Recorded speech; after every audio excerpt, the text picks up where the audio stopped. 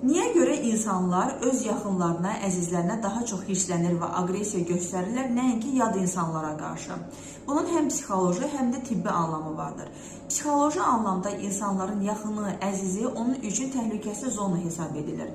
Yəni, insan öz yaxınlarının yanında psixoloji maskanı çıxardır və başqalarının yanında icazə vermədiyi emosiyalara öz yaxınlarının və əzizlərinin yanında icazə verir.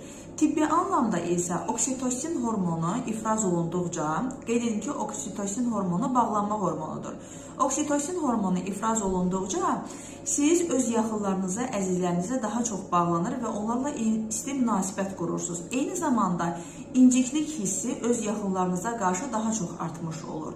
Yəni, bir insanla daha çox yaxın olarsınızsa, bir o qədər də o insanın davranışlarına daha çox reaksiya vermiş olursunuz. Ancaq onu qeyd edim ki, aqressiya hər zaman bir münasibətin pozulması sayılmaz. Məsələn,